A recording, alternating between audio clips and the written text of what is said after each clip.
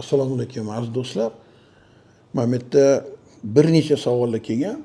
Ya'ni doktorga borgan, urug' analiz topshirgan.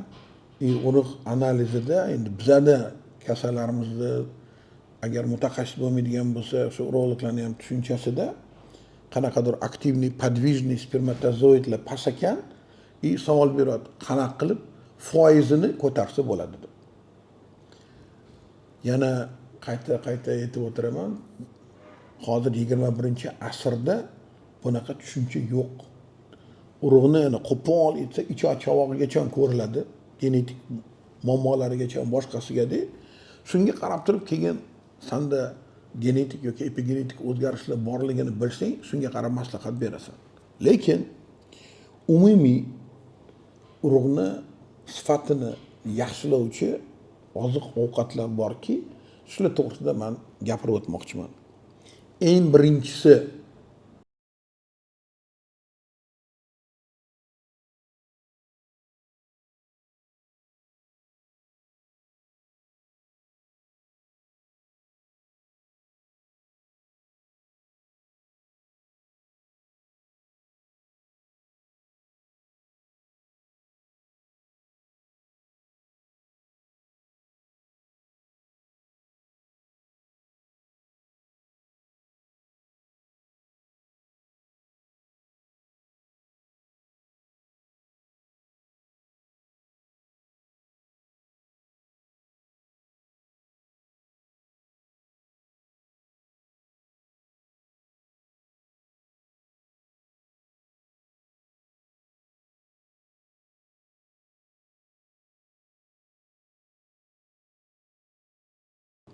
eng birinchi oziqalardan bittasi tuxum. Tuxumi ham qovurilgan tuxum emas, qaynagan tuxum. Qaynagan tuxumni tuz bilan emas, tuzsiz iste'mol qilish kerak. Keyin yong'oq. O'sha Yunon yong'oqlari deb aytamiz. Yunon yong'oqlari juda yaxshi urug'larning sifatini oshirish uchun kerak bo'lgan barcha mikroelementlarni ichida bor. Yana yong'oqlarning ichida pikant degan yong'oq bor. U Yunon yong'oqidan ham juda ham yaxshi. Bilmayman, hozir bizda sotilyaptimi, yo'qmi, bormi? Informatsiya uchun. Bizani Amerikada ham, Koreyada ham, Rossiyada ham ko'rishadi. O'shaning uchun shu pikant degan yong'oqni ham maslahatini beraman. Keyingisi eng arzon bo'lgan narsa qovoni urug'i. Qovoni urug'i faqat oftobda quritilgan bo'lishi kerak. Duxovkada qovurilgan bo'lishi kerak emas, tavada qovurilgan bo'lishi kerak emas. Agar oftobda quritilgan qovoni urug' bo'ladigan bo'lsa, o'shani chaqib, xuddi semichka chaqqandagi iste'mol qilinsa, bu juda ham yaxshi ijobiy urug'larning sifatiga ta'sir qiladi. Keyin yana juda zarur narsalardan bittasi lasos deyiladi. Qizil baliqni turiga kiruvchi forel lasosoviy baliq bor. Qizil baliq deyshadi. Bizda menimcha hozir ko'p o'sha supermarketlarda sotilyapti. Ana o'sha qizil baliqni xom yeysizmi, uni sal nima qilib yeysizmi? O'zi aslida yengilroq, shunda kipitokka ozgina tiqib olib yeyilgani juda yaxshi bo'ladi. Chunki men buni maslahat berishim, sushida yeyishadi, boshqa qilishadi.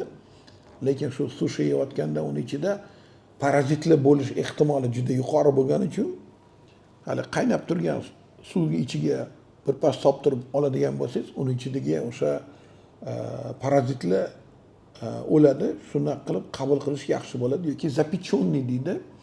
Uni dimlab turib yeyiladigan bo'lsa, nur ustiga a'londir bo'ladi. Va oxirgisi chirnika deyshadi. Bizda hozir men ko'p ko'ryapman. O'sha bizda ham supermarketlarda paydo bo'ldi. O'sha blackberry deydi ingliz tilida. O'zbek tilida aniq bilmayman nomini.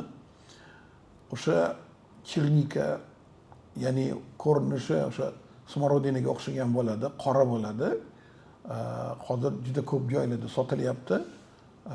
Uzrman shu o'zbek tilidagi otini bilmaganimga. Mana mashi eng kamida urug'larning sifatini yaxshi qildirib beradi. Keyingi mahsulotlardan yana bittasi bodom, brokoli, keyin bodring.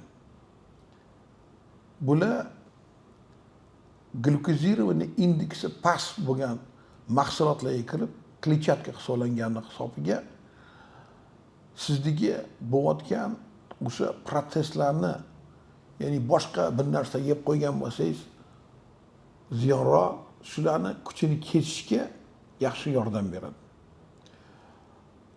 O'sha mendan so'ragan, aka, qanaqa qilib urug'ni foizini ko'tarsa bo'ladi degan hamma o'sha obunachilarga maslahatim yuqorida aytib o'tilgan.